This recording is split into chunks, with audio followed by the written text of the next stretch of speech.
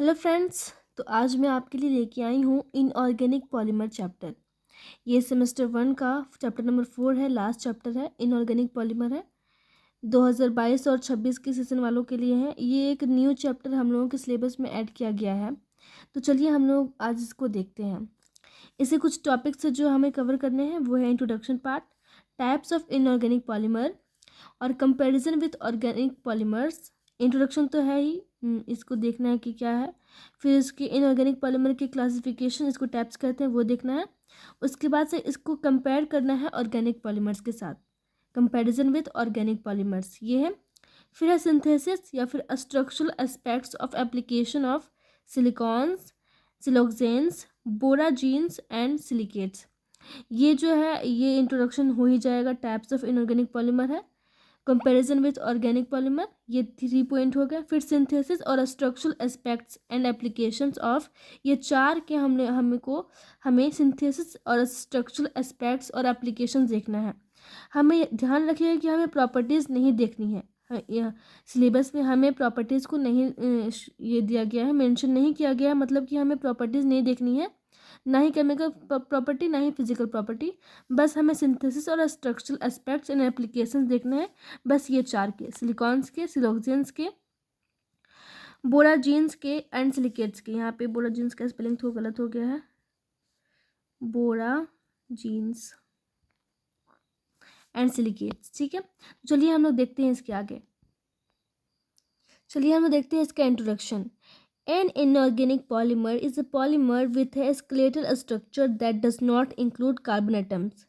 Inorganic का तो बात ही वही हुआ ना कि जिसमें कार्बन एटम ना हो। स्ट्रक्चर, ये स्केलेटल स्ट्रक्चर का मतलब जो इसका बैकबोन होता है ना, जैसे कि बायोलॉजी में हम लोग एक वर्ड सुने हैं स्केलेटन, मतलब कि उसकी रीढ़ की हड्डी, कंकाल जो होता है। तो वही जो हम लोगों का जो मेन चिन्ह होता है, बैकबोन होता है स्केलेटल स्ट्रक्चर में, उसमें does not include carbon atoms, जिसमें कार्बन एटम ना हो उसे ही हम कहते हैं इनऑर्गेनिक। तो carbon atoms in the backbone, backbone में कार्बन एटम ना हो उसी को ही हम कहेंगे inorganic polymer. Covalently bonded crystals, oxides and halides, condensed phosphates etc are the examples of inorganic polymer. ये कोवेलेंटली बॉन्ड होता है, कोवेलेंट बॉन्ड होता है, वही बताया गया है यहाँ पे। उसके कुछ एग्जांपल्स है, फॉस्फेट्स और ऑक्साइड्स और हैलाइड्स, इसके एग्जांपल दिए गए हैं। ये सब इसके इनऑर्गेनिक पॉलीमर के एग्जांपल है। मेनली आपको ये ध्यान रखना है कि inorganic polymer is a polymer with a skeletal structure that does not include carbon atoms, main यही पॉइंट है। फिर है the important point of similarity between inorganic and organic polymer is that both can be prepared by the addition and condensation methods. जो most important point है similarity में inorganic and organic polymer के, वो ये है कि both can be prepared by the addition and condensation method, मतलब कि दोनों को हम लोग कंडेंसेशन एंड एडिशन मेथड से बना सकते हैं। ये दोनों की सिमिलैरिटीज़ है, किसकी? इनऑर्गेनिक पॉलीमर की और ऑर्गेनिक पॉलीमर की। The former method is used when polymers of higher molecular weight and greater mechanical strength are needed. जब बहुत ज़्यादा ही अगर स्ट्रेंथ वाला, ग्रेटर वाला मैकेनिकल को अगर हमें बनाना होता है तो फॉर्मर मेथड को यूज़ करते हैं। फॉर्मर मतलब कि पहले वाले मेथड को, जो पहले वाला मेथड क्या है, एडिशन। जब बहुत ज़्यादा हाई स्टैंडर्ड के मॉलिक्यूल होते हैं तब हम एडिशन मेथड को यूज़ करते हैं। ये बता रहा है ये हो गया आपका इंट्रोडक्शन पार्ट। चलिए अब हम लोग आगे देखते हैं। तो अब हम लोग देखेंगे दूसरा टॉपिक जो है टाइप्स ऑफ इनऑर्गेनिक पॉलीमर, जिसको हम लोग क्लासिफिकेशन ऑफ इनऑर्गेनिक पॉलीमर भी कह सकते हैं। तो हम लोग इसको मेनली 4 क्लासिफिकेशन किए हैं, 4, जिसका फर्स्ट क्लासिफिकेशन है on the basis of atoms in the polymer skeleton. Atoms के बेसिस पे हम लोगों ने फर्स्ट क्लासिफिकेशन किया है। जो पहला है, फर्स्ट क्लासिफिकेशन में 2 पार्ट्स है, होमो एटॉमिक पॉलीमर और हेट्रो एटॉमिक पॉलीमर। देखते हैं होमो atomic polymer. The polymers contain the atoms of only one element in their backbones.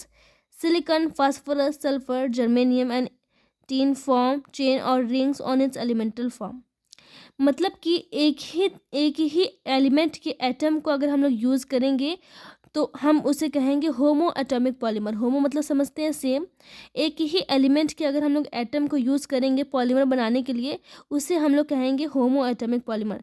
जैसे कि आप देखिए S8, sulphur eight, sulphur eight का स्ट्रक्चर देखते हैं, उसमें सिर्फ सल्फर सल्फर सल्फर ही होता है, तो वो हो गया होमो एटॉमिक पॉलीमर। अगर आप देखेंगे फास्फोरस P5, तो उसमें बस फास्फोरस फास्फोरस होते हैं, तो वो हो गया आपका होमो atomic polymer. On the basis of atom है ये, जिसमें एक ही तरह के एटम होंगे वो कहेंगे होमो एटॉमिक पॉलीमर। ये क्लियर है। अब देखते हैं hetero atomic polymer. These polymers contain the atoms of different elements in their backbones. ये ऐसे पॉलीमर होते हैं जो डिफरेंट एलिमेंट के एटम को कंटेन करते हैं अपने बैकबोन में, उसे कहते हैं हेट्रोएटॉमिक पॉलीमर। ये आपका हो गया फर्स्ट क्लासिफिकेशन, होमोएटॉमिक पॉलीमर और हेट्रोएटॉमिक पॉलीमर। अब हम लोग देखते हैं सेकेंड क्लासिफिकेशन। ये अब हम लोग का सेकेंड क्लासिफिकेशन हो गया on the basis of method of preparations. Method of preparations के बेसिस पे हम लोग इसको क्लासिफाई कर रहे हैं, जो कि क्या है, कंडेंसेशन पॉलीमर, एडिशन पॉलीमर और कोऑर्डिनेशन पॉलीमर। तो देखते हैं हम लोग first part, that is condensation polymerisation, या फिर इसे पॉलीमर से बोल सकते हैं। Condensation polymers are those which are formed by condensation polymerization process. In this process, two or more simple molecules of the same substance polymerize together and form the condensation polymer.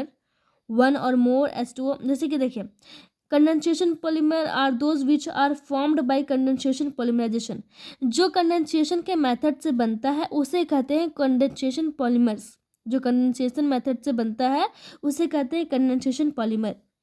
In this process two or more simple molecules of the same substance, same substance के हमें जो दो या फिर दो से ज़्यादा दो या दो से ज़्यादा अधिक मॉलिक्यूल्स को लेके हमें पॉलीमराइज करना होता है, तब जाके यहाँ हम लोग का कंडेंसेशन पॉलीमर बनता है।